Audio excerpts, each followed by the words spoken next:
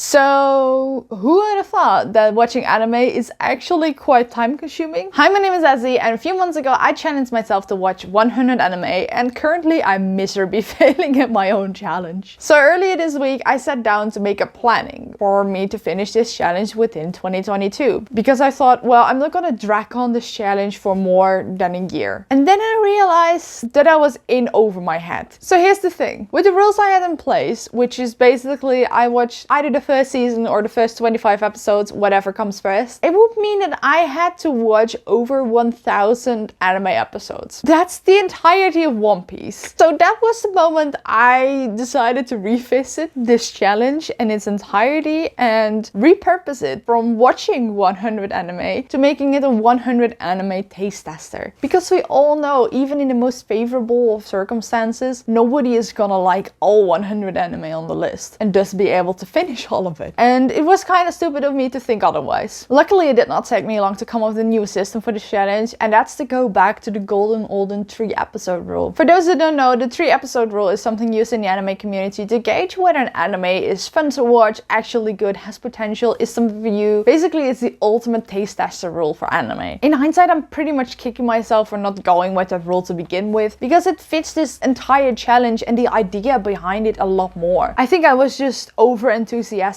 about this challenge and about all the anime that I wanted to go and watch, that I did not realize the impact this challenge would have on my overall anime watching behavior and my free time spent on hobbies, but also on this channel. Honestly, I just underestimated the challenge I set for myself. So with that cleared up, maybe I can actually talk about the things I watched for this challenge so far. However, I would have wished I had more to show for myself after, 3 to 4 months than just 7 titles, but that's okay. I'm gonna change that in the months to come without blabbering on much more than necessary. The first title I watched is Evergarden. When I first saw this title on Netflix when I was just browsing, I did not think I would like it, but then I started watching it and I don't think I've cried this much ever watching an anime. Yes, I've been emotional, but also from emotional overwhelmment, but actually crying, I don't think I've done that before. I just loved how beautiful this story was and how many layers there were to each character, but also I just adore Violet. She tries so hard in a world that's not really made for her, and I saw a lot of myself in her. Honestly, the entire show had movie quality. Not just the animation, but also the storytelling and everything. It's so beautiful and I can't recommend it more than I already do to most people. So if you're looking for a beautiful show that isn't absurdly long, go watch Violet Evergarden. Another beautiful title I've watched is Your Name, which actually has a quite funny story attached to it. I started watching anime when I was 13 years old, but because of school and other things in life that demanded a little bit of my attention, I kind of benched anime for a few years. But in that time frame, I still got a lot of anime ads, and anime was not completely banished out of my life. I just didn't watch. But I also did not have contact with anyone who did watch anime, so I could not cross-reference the ad I watched one day, which is an ad for Your Name. So one day I had this ad and it was like a beautiful anime and everything was just drawing me in and begging me to watch it, but the complete ad was in Japanese, so I had no idea what it was. It could have been a video clip, it could have been a movie, it could have been a game, anything, but I could not figure out what it was. But it enthralled me and it drew me in, and nothing else in that moment mattered more than me finding out what that movie was. I think this was one of the first teasers of the movie, so it would already be another X amount of months before the movie even came out. But I did not have any people I was currently in contact with that watched anime. Nobody was talking about it in my circles, so I was just left that memory was a fever dream. I saw that ad and I never saw it again. I saw never any kind of promo about it, and then years later, I think it was last year, that someone casually mentioned Your Name, showed me a graphic, and I was like, wait, that movie? When did that come out? And it lined up perfectly with the ad I saw. Just the justification that I did not make that movie up, that felt so good. It still took me forever though to go and watch it. So it took me until this challenge to actually watch it, and it's so beautiful. I think this movie did in its short runtime more than some anime do for me over several seasons. And I was honestly sad it was just a movie and there was nothing else coming after it. It was just a standalone. But hey, it was a good memory and I'm so glad I finally watched it. So moving on to the next title is Jojo's Bizarre Adventure. Basically, I have watched so much of the Trash Taste Boys. I have watched so many people talk about it, heard so many people talk about it, that I actually forgot that I had not actually watched Jojo's Bizarre Adventure. So I started season 1 and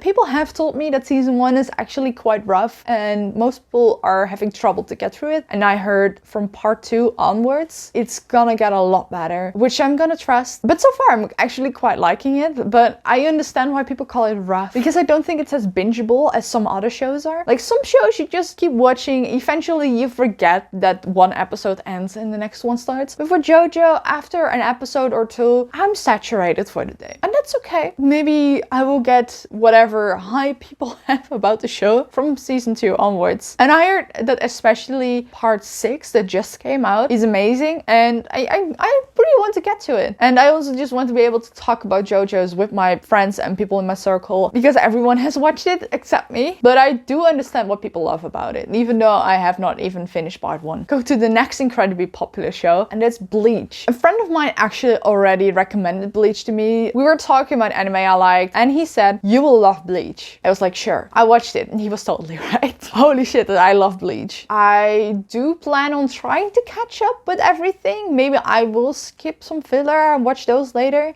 because apparently Bleach is returning this year, which is incredibly hype. And I kind of look forward to it, even though I have not even caught up with the first 100 episodes, even though there are 360.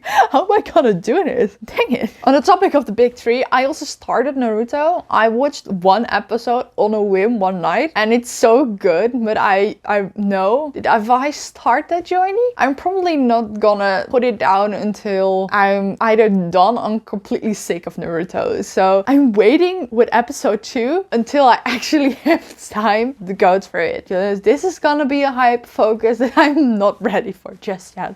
Something else I was not ready for was me liking ReZero. Early this month somewhere, I was like, okay, I need to continue with my 100 anime challenge, and I picked a random anime from the list. And at first I was like, okay, this is gonna be just another isekai. I'm just gonna watch until I fulfill the requirements and then probably leave it. I didn't expect to like it. Literally, me liking ReZero was not on my 2022 bingo card. I now understand why people like it so much and why it is so hyped, because it is not just another isekai, it's a whole beast of its own. And I also really get why people say that Ram is best girl, because Ram is the bestest girl and everyone needs a Ram, but not everyone deserves a Ram in their lives. I started season 2, but I put it on pause because it was taking up all my mental energy, because all I did was continuing to watch it. So that was not a good idea, especially as I was very busy with a couple of projects. So I'm continuing that later. However, I replaced that hype focused with a new one because I wanted to go and watch another random anime from the list. But I kind of fell in love with the anime, and that anime is YURI on Ice. I'm currently starting to understand why all these titles are on this challenge, because they're all so freaking good. I just want to watch them all at the same time, and as someone who is prone to hype focus, like I just said, this challenge was probably a stupid idea. But I'm loving every second of it, and I just love enjoying things in this amount. So TLDR, I changed the rules. I am only watching 3 episodes for it to count for the challenge, and then I can either continue or bench it or completely drop it. I will keep you updated through more videos like these. I want to do more of these kinds of update videos on things I've watched and read and everything, because I am trying to stay up to date with as many seasonal anime as I possibly can. If you have not watched my video on the Winter 2022 anime, you probably should watch it, because at the end of the season, I'm gonna compare everything I've watched with my initial thoughts about it. And yeah, as my memory is almost full and the daylight is leaving me, I think it's a good way to end this video. If you enjoyed watching and you want to see more of me rambling about my favorite anime, manga, or anything else that makes me nerd out, or catch me live, go and subscribe here, click that bell, or go to twitch.tv/ezzides, where you can catch all of my live streams. I also stream several times a week, so there's enough content for you to enjoy. But for now, I will see you guys in the next one. Goodbye.